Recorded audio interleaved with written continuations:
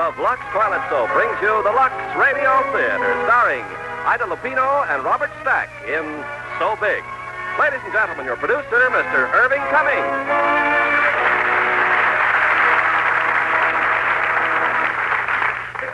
Greetings from Hollywood, ladies and gentlemen. Tonight's play, So Big, is based on the novel by that popular American author, Edna Ferber, and was a bestseller for many years. As our stars, we have that fine actress who has distinguished herself in so many theatrical fields, Ida Lupino, co-starring with Robert Stack, whose talent places him among our most popular leading men. We will meet our stars after the play, when I will preview a song from Warner Brothers, A Star is Born, starring Judy Garland and James Mason. But right now, our good friend Ken Coffin. Act one of So Big, starring Ida Lupino as Selina and Robert Stack as Purvis and Dirk the Young.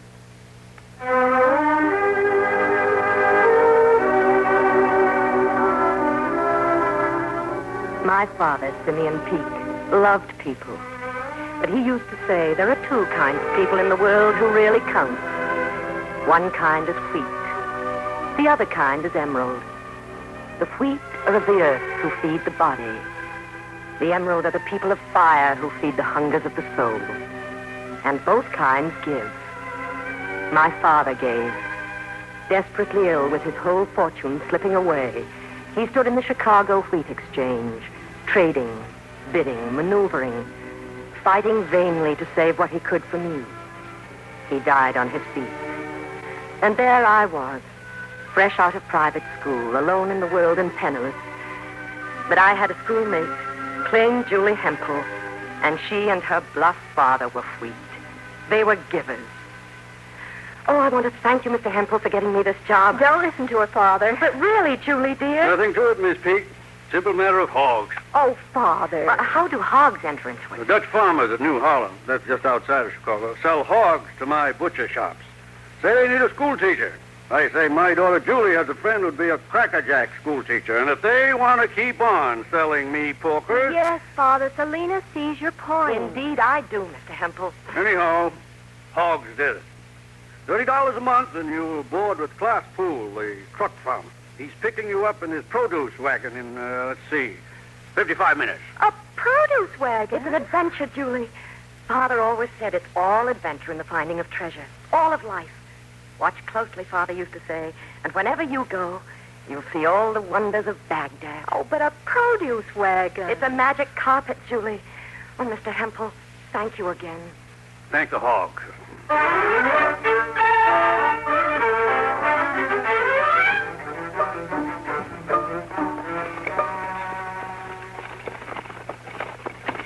Mr. Poole?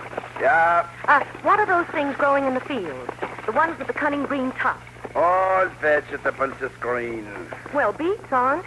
Radishes aren't. I know that much. Always on top is green. Oh, really? It's really. My, that's astonishing. Oh, no, you're wrong, Mr. Poole. There are red ones out there, see? Maybe cabbages, some green, some red. Aren't they lovely? Ah, What do they remind you of, Mr. Poole? sauerkraut. They're beautiful. Cabbages is beautiful. Oh, yes, don't you think? Cabbages is beautiful.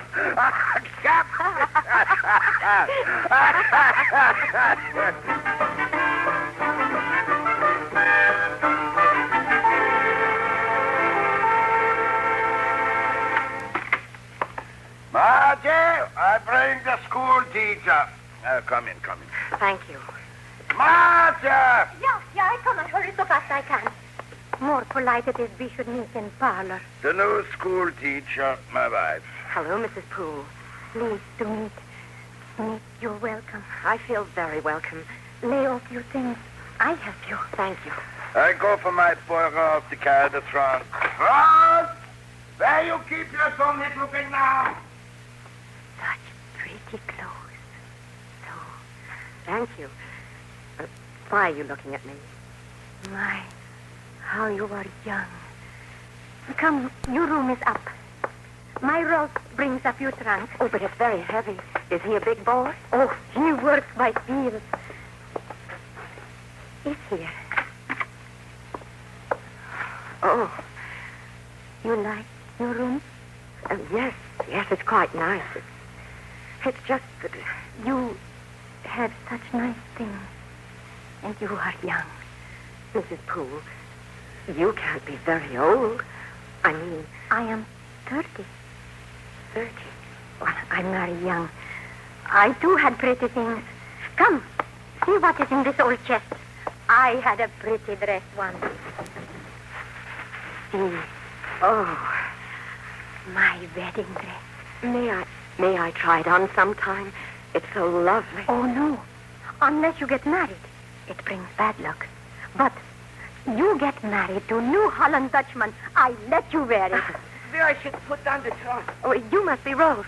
Right down here or anywhere. And bring Peter some hot water to wash up. Supper is soon. Don't Dick Roelf.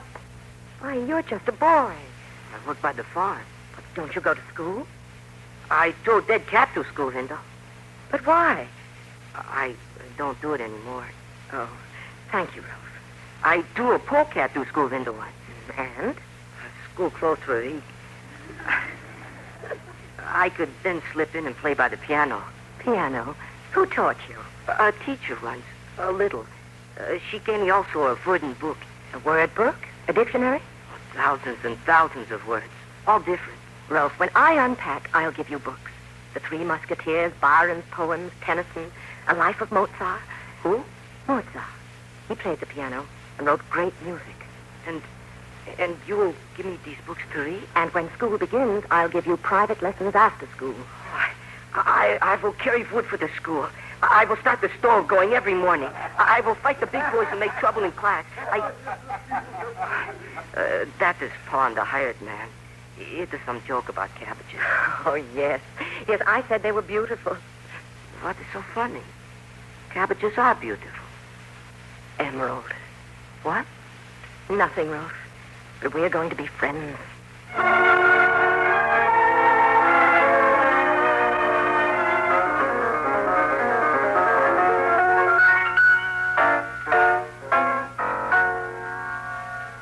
Wonderful, Roelf. That's excellent, is it?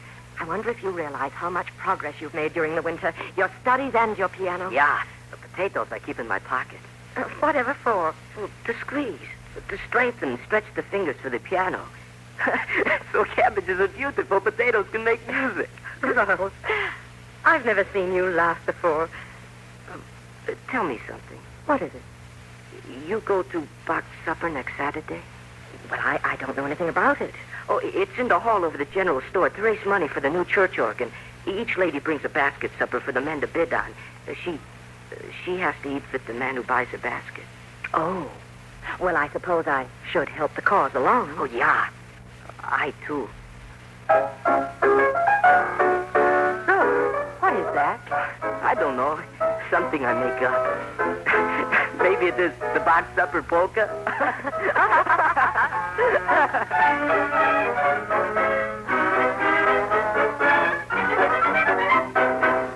I bid 65 cents for this supper basket. Do I hear 75? 75. I have 75 cents. Who'll make it 80? 80 cents. 80 I have, 80. Do I hear 85? Cornelia Van Mingen's supper basket, one of the prettiest girls in New Holland.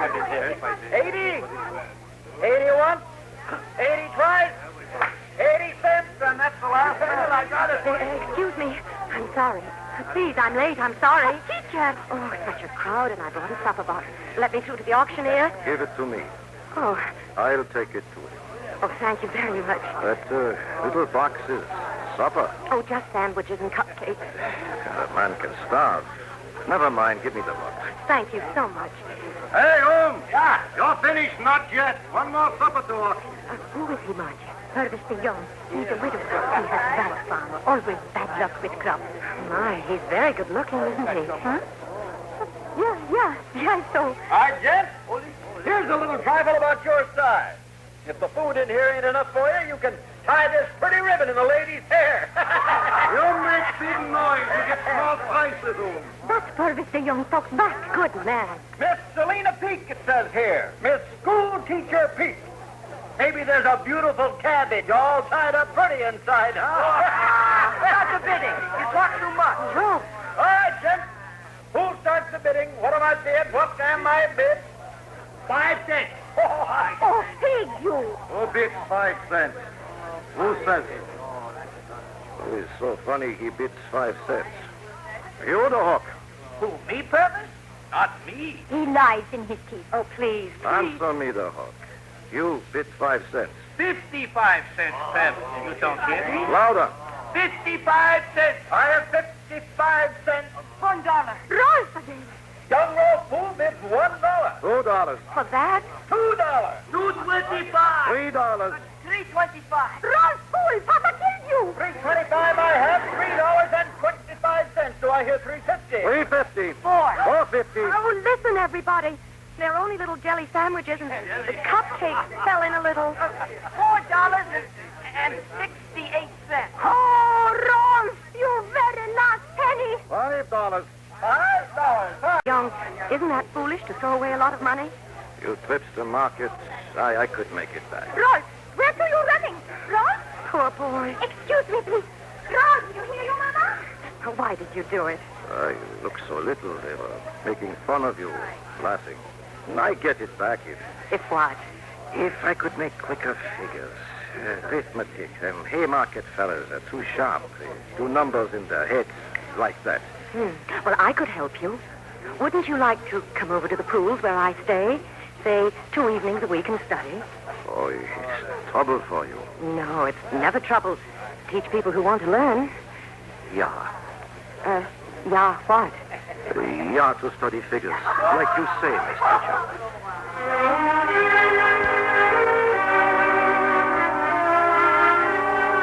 So 2 evenings a week through the long winter, Purvis de Young came across the dreary fields for his lessons. Roelf was jealous, but what could I do? He was such a boy, but with such promise in him, such talent and fire. Fire of emerald. And Purvis de Young was wheat.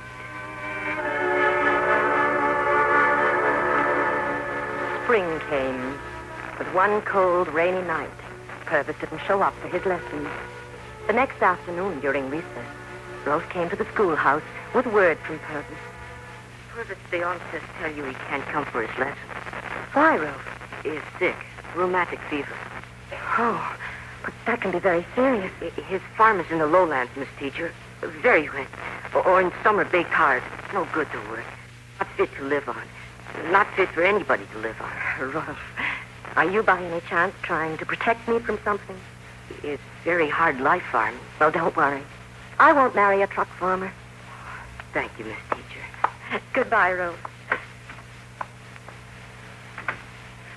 Or would I?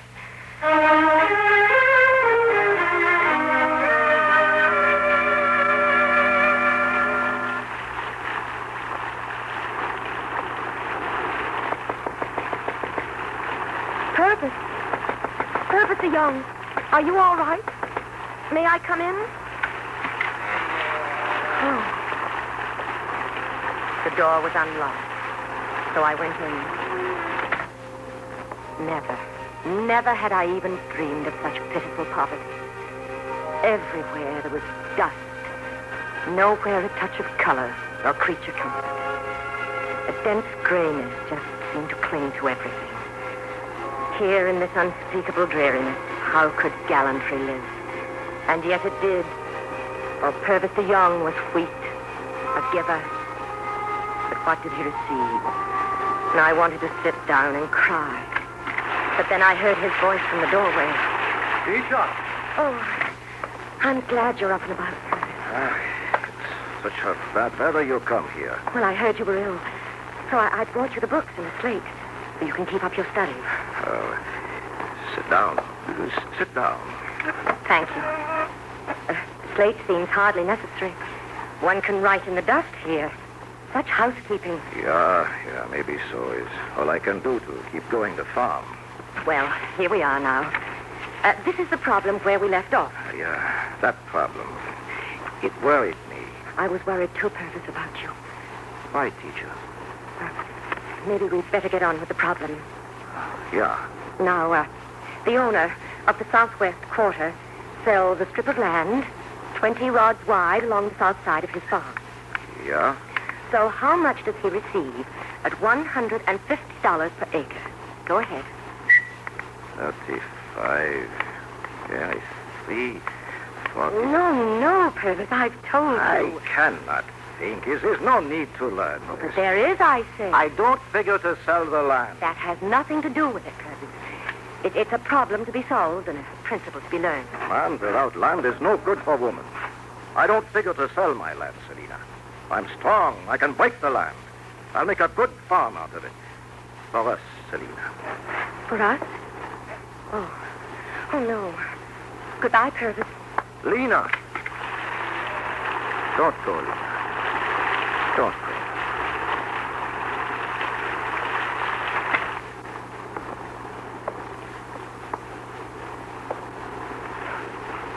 Purvis. Lena. Little Lena.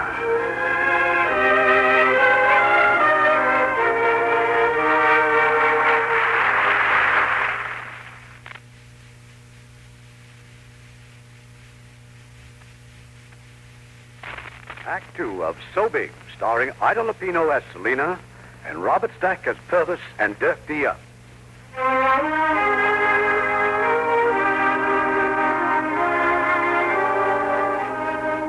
True to her promise, Maartje Pool let me wear the wedding gown that I had once admired. As she fitted her gown to me, I kept staring at her face. Toil-worn and old. But she wasn't old. She was young. And all at once, I was afraid. Maartje, tell me, did you feel scared when you thought of marrying Klaas Pool? Scared? I ran away. Why? Didn't you love Klaas? I ran not far. I came back. Nobody ever knew I ran, even, but I ran. Why did you come back? From life, you cannot run away. Turn around. Wait, I must take in. You are such a skinny one. I turned around and saw Roelf in the doorway. He stared at me with such terrible rebuke, such anguish that a pain tore across my own heart. I started to call to him, but he turned with a sob in his throat and ran. And there I was in Maartje's wedding gown and my bare feet running after him. Selina? Selina, never! Running after Roelf, stumbling in the darkness, following him almost as blindly as he fled. And finding him sobbing against the gate, beating the earth with his clenched fist.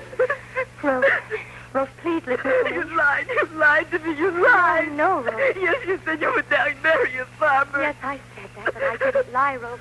When I said it, I believed it. You're going to marry me, dear. Oh, Roelf, you must understand. His loneliness and mine as you do your own loneliness. Please try to understand that there are different kinds of love.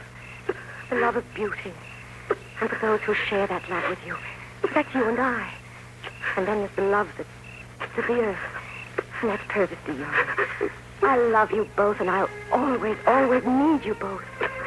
The emerald people, the wheat. Oh, please come to my wedding, Roelf. Make us both brave.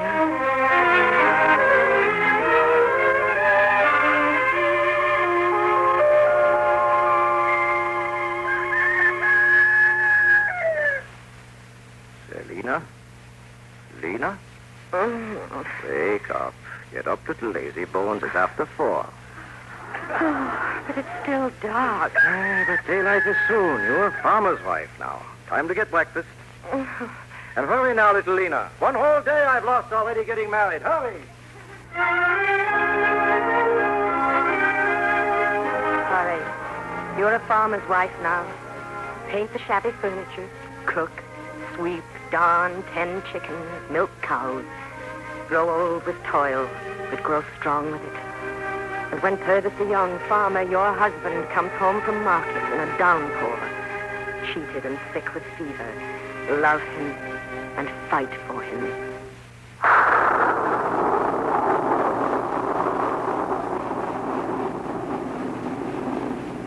At Haymarket. They cheat me again. Don't fret, Purvis. Lie quietly. It's all right. Oh, thieves at the Haymarket. Oh, please. 25 cents for a sack of potatoes. Cabbages, 100 heads for $2. Next time I'll go with you. No. No, a young woman does not go to Haymarket, you hear? Next time, the young woman will go to the Haymarket.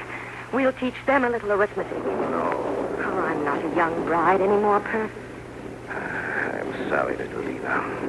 I'm even sorry your flower beds did not grow. Nothing does well in that soil, but it will someday. We must drain it, fertilize it with potash and phosphate. Well, little school teacher is now a farm expert. Where do you learn these wise things about farms? I sent to Chicago for a book. A vegetable farmer out of a book. Oh, it's funny. So, Lena, we will read the Chicago book when things will jump out of the earth like magic. And next summer will become a kingdom, I bet, eh? Oh, Lena. It's already a kingdom to me. I love that stubborn piece of earth out there. It's my home. Your work is in that land, Purvis, and my heart is there. And everything that is in it, that is there and that will be, I love.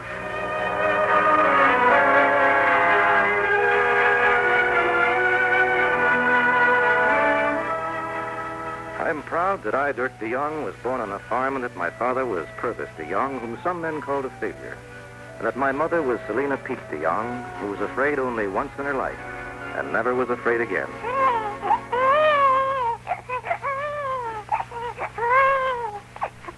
Sleep, little fella. Go to sleep.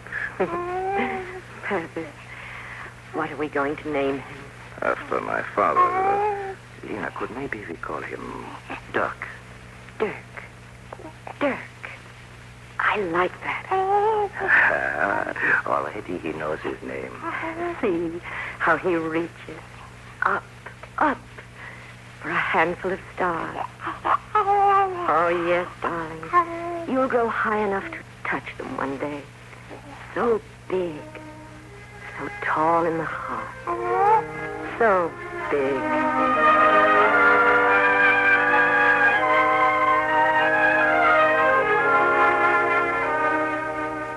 We'll get a loan from the bank and underdrain the clay soil, and we'll put in asparagus. Asparagus? It's the new thing, Purvis. I make no debts at the bank. No DeYoung has ever made debts. Oh, DeYoung. I'll change my son's name. All right, but you spoiled his nap with a loud talk, so you show him that sack suit for school, I farm. All right.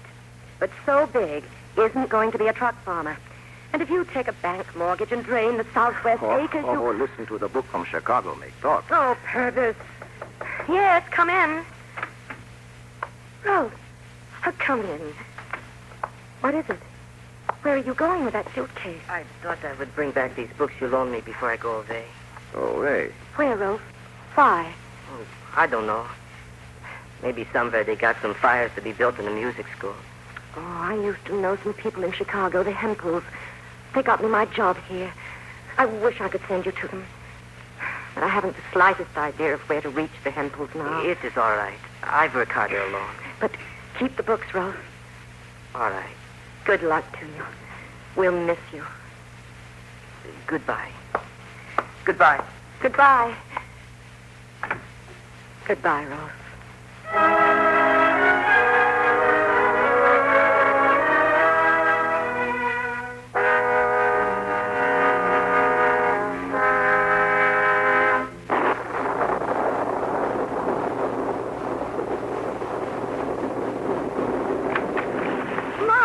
Mom, come quick, Paul's sick. Oh, it's the dog. Mom, hurry. What is it? What's the matter, Dirk? Purvis, Look, flowers for a queen. I begged you not to go to the market today. Oh, Dirk, help me. Flowers for a queen. Purvis. Mom. Paul. Dirk, take the wagon. Tell Dr. Brimmer it's the fever again. Hurry.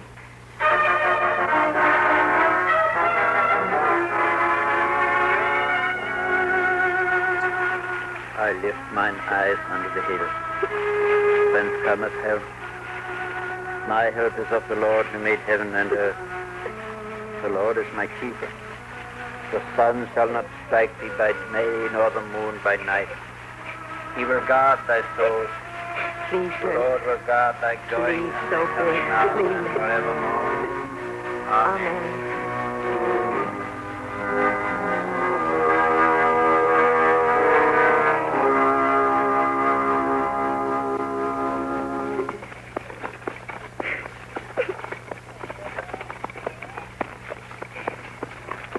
so big. He'd have wanted you to remember him strong, alive and brave and strong. And he was. Such a will. So brave and stubborn. And above all, true to himself. Think of him as driving home all the way, so thick with flowers for your mother. Dirk. Yes, Ma. How big is the man in my family now? So big. So big.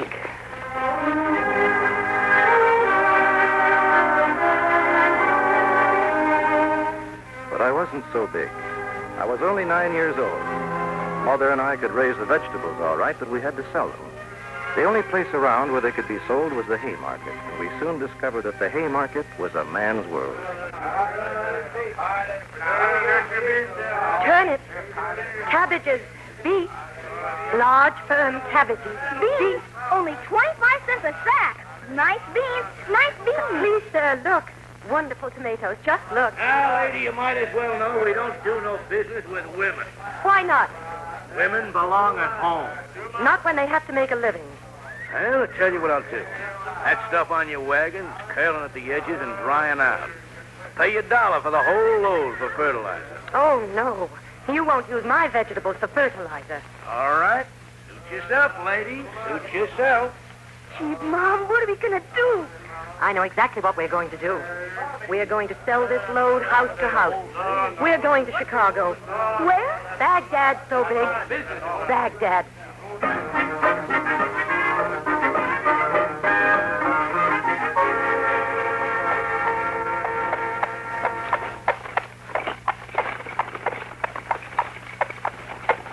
Whoa there, whoa there.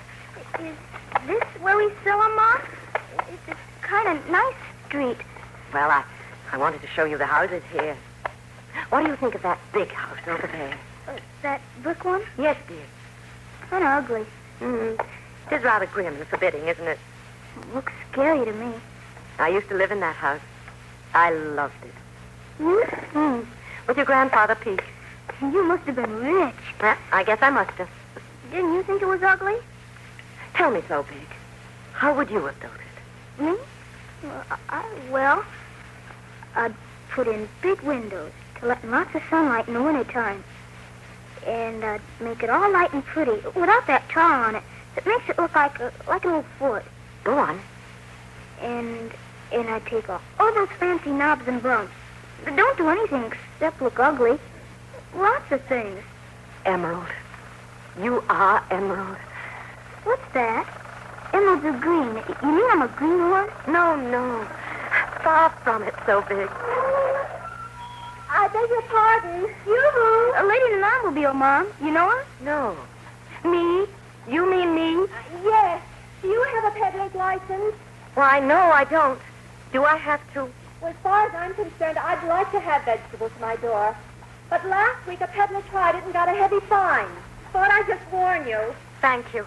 But my mom lived here once. That house was hers. Selina Peake. Selina Peake. Julie Hempel. Oh, Selina. Oh, my dear. I'd never have known you. I know. It's been 1,000 years. I'd never have recognized you. What happened? The hogs did it.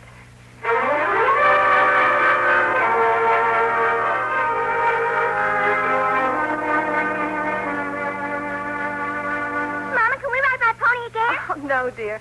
Dirk and Mrs. DeYoung are just leaving. I like you, little girl, Mr. Hempel. And Julie. Oh, thank you, Dirk. She's like a little princess of Baghdad. Huh? Oh, Paula?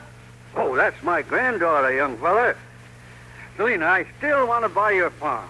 Put it on a paying basis. Dirk could live here with us then. Mr. Hempel, I want to keep the farm. I'm going to borrow money and drain the land and plant asparagus. And I'll help you. Oh, no, Dirk. You're Emerald. What's that? It means he has a gift. And I have a plan for him now. Don't try to live the boy's life for him, Selina. Oh, no, I shan't do that. I only want him to get full value out of his life so that he'll be rich. Oh, not in money, perhaps, but in the treasure my father always talked about. The wealth of realizing the best in you, so that you can give the best. You don't know what I'm trying to say now, Dirk, do you? Uh-uh. That you will one day. Oh, you're going to be so big.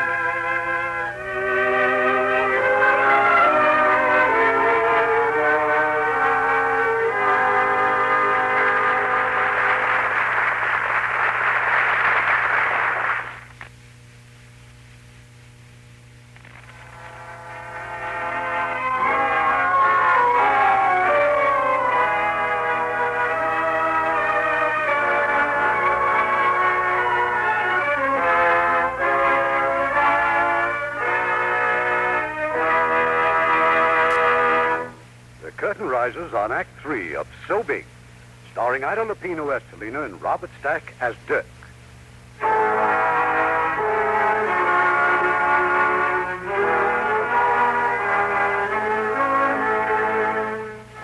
It was hard to believe. That young man up there on the platform receiving his diploma, his degree, Bachelor of Architecture, was my little boy, Dirk de Jong. Oh, but he was no longer a little boy. And he no longer belonged completely to me. There were two women in his life now. His mother and Paula Hempel. The little princess of Baghdad grown up. We both congratulated him in the reception hall.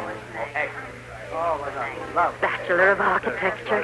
Oh, just think. That's what the big white paper says, Mother. Big white papers with big signatures run this world, darling, so you can put your money on that diploma. Oh, listen to Paula, the beautiful cynic. Now, a little caution, children. It may be years before you're a registered architect, son. Long, hard apprenticeship as a draftsman first. Well, I've got some pretty fair contacts. Oh, I'd say they're excellent. You've got a job to step into, I'll say that. Job? What job? Remember those designs you submitted to Holland and Sprague last winter? Oh, I know them. They phoned the house before I left. I've got a job as a draftsman there. $30 a week. Uh-huh. Well, that's not so bad for a start. No, not bad. It's the start for us. Well, there's your mother and granddad, Paula. Mr. Hempel, Julie, August, here we are.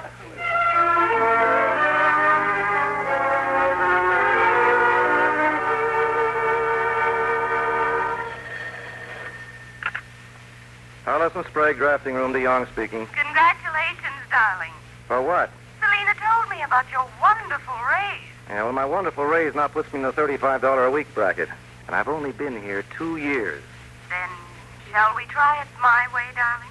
And I'm ripe for a change. Quite a lot of change. Grandfather's giving a little dinner party tonight. Dick Hollis, your boss, will be present. Will you? You call him Dick? Of course. Oh, I'll be there. Mrs. Gilman Robinson will also be there. She's in the process of planning a new $250,000 cottage. Take it from there, John boy. Dinner's at 8. Thanks, Paula. See you tonight.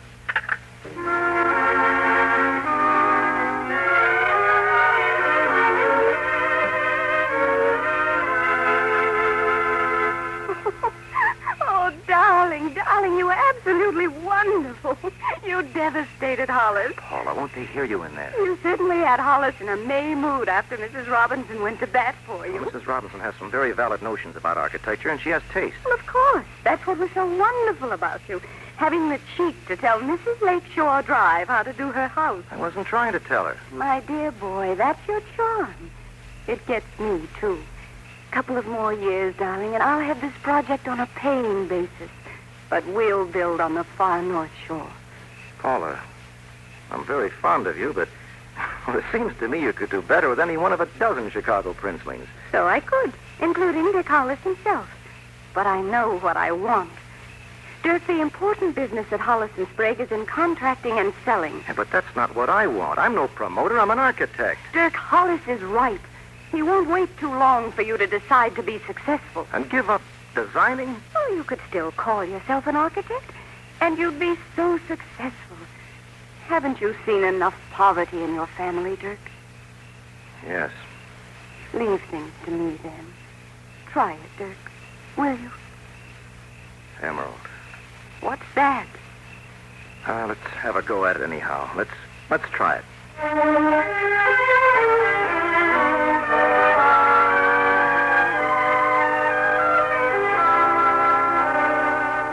Yes, indeed, Mrs. Hutchison. The whole idea of our home designing is to express the character of the owner. Pardon me? Splendid. Thank you. Oh, and it's so nice to have seen you again at the Alexanders. Goodbye, Mrs. Hutchison. And hello, Mr. DeYoung. Mother, how nice to see you. That abrupt girl in your outer office seemed to feel differently. Does she own stock in you? Well, as you see, I'm a big man these days. A big man. It won't be long now. I'll be walking down Michigan Boulevard, and I'll hear people asking, who designed that magnificent building? Uh-huh. And I'll say, oh, that's merely an early effort of my son, Dirk DeYoung. Still living in Baghdad, eh? Aren't you? Mother, I've quit drafting. You've quit? But your career? I've given up designing. Oh, Dirk. Hollis has moved me into sales and promotion. I'm already making more in a month than I used to make in a year. And I was afraid you wouldn't understand. We had a plan. Ever since that day, we drove to Chicago with the vegetables. And I saw your gift. Oh, Dirk, you can't desert beauty. Giving of the lovely things you're talented to give. Just wait until the big money starts rolling in. And that's become your idea of success. Well, all of my crowd are in the money except me. Paula. Now, Mother. Paula. And that tight little circle of rubber stamps you move in. Oh, Dirk. Not so big? Excuse me, Mother. Hello? Oh, yes, Mr. Hollis, the Evanston murals. Well, I was just about to call you for the name of the artist and the address. Dallas? O'Mara. That's quite a name. Yes, sir, I've got it. I'll make an appointment for lunch the minute I hang up. Right. I sort of hoped you could lunch with me at the Drake. The Drake, no less. They have asparagus DeYoung on the menu. I wanted to see it in print. It sounds like such a little thing, but it's something I did. It's mine. A certain beauty. Asparagus? Cabbages are beautiful. Asparagus is beautiful. Yes, dear. Oh, Mother, I can buy beauty by the square yard from any one of these stringy-haired geniuses like this Dallas O'Mara. I'm sure. Have a nice lunch, Dirk.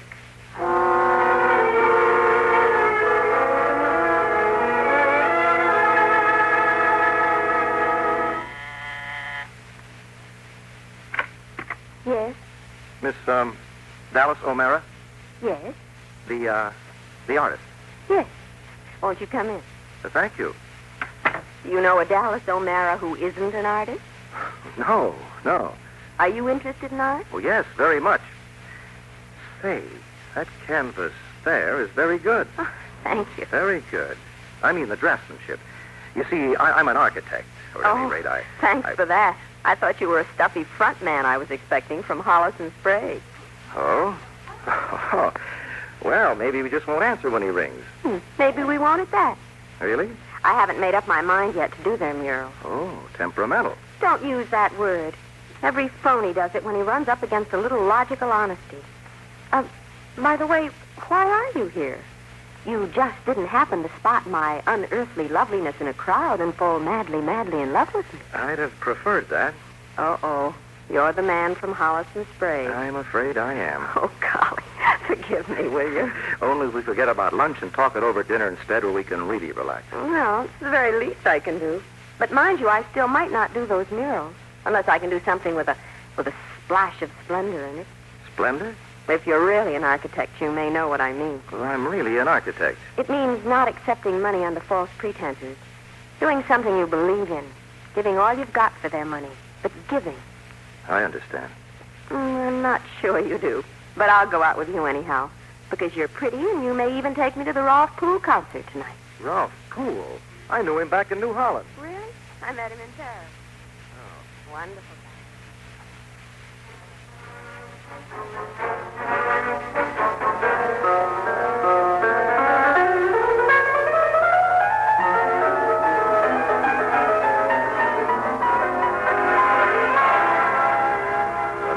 Programmed as Concerto in C by Roelf Pool. Little Roelf Pool of New Holland, Illinois, who had once worshipped my mother. Well, Roelf had done well. This was an event. I saw Paula Hempel in the Hempel box with Richard Hollis. I saw Mother listening raptly, looking curiously young again. But mostly, I saw Dallas O'Mara, beautiful, impudent, and honest. I'd lost my way with Paula, but I knew that I'd lost my heart forever with Dallas O'Mara.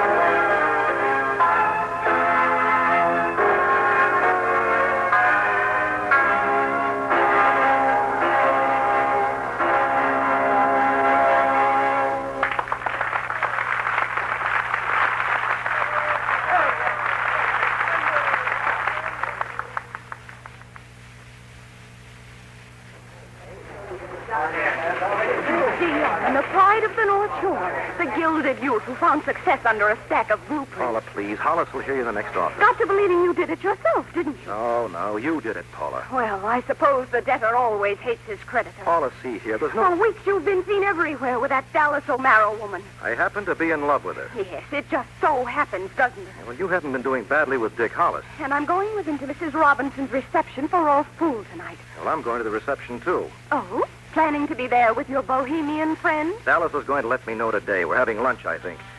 Excuse me, Paula. Yes?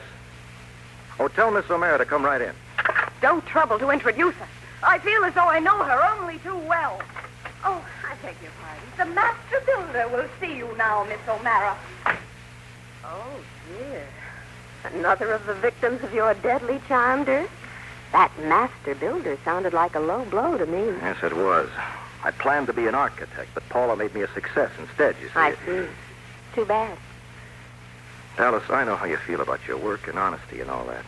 And sometimes I do get a little homesick for the drawing board myself, but, well, I'm doing so well here. Dallas, I can help you now. I could give you so much that you haven't got if you'd marry me.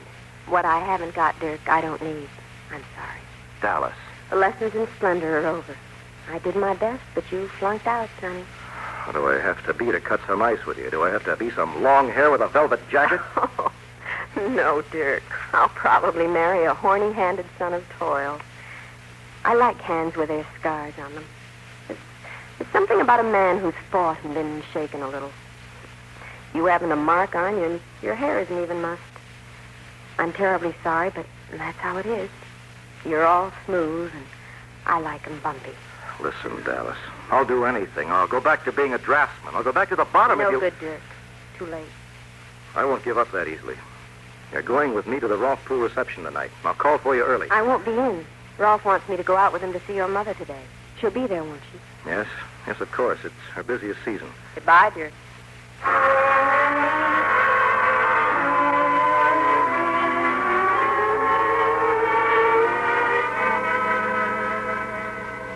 Oh, Dirk, it's so good to see you. I know you've been busy, and I understand, of course. I've been working hard, and I wanted to see the farm and you. Can you guess who was out to see me yesterday?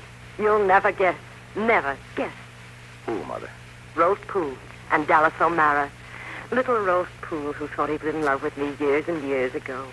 Maybe he was in love with you. Little Roelf. He's been all over the world, and he's seen the places of great life and beauty that I once hoped to see. And he did it himself. He had help. Do you know the first thing he said when he saw me? He held out his arms to me like that and yelled, "Cabbages are beautiful. Cabbages."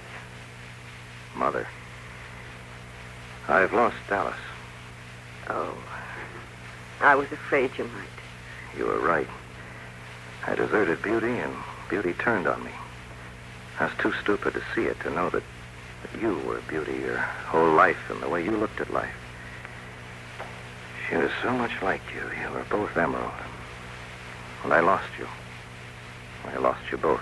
No, Dirk, no. Beauty is never lost. It isn't a person or a thing, but a spirit, a feeling inside you. It's earth and light and fire, wheat and emerald, and it can be everywhere. You just got lost somewhere, Dirk. Give me your hand. Your hands are wonderful, Mother. Rough and strong.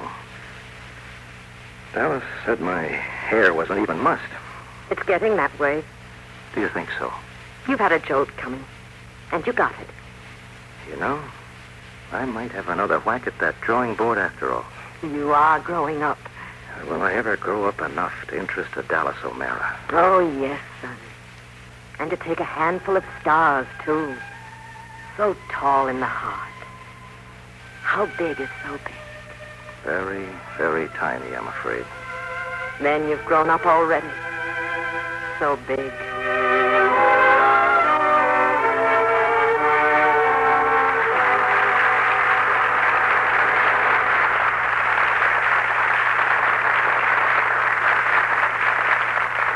Our stars will return, and Mr. Cummings will present his movie preview of the week. Mr. Cummings with our stars. And here to take a bow for those fine performances are Ida Lupino and Robert Stack.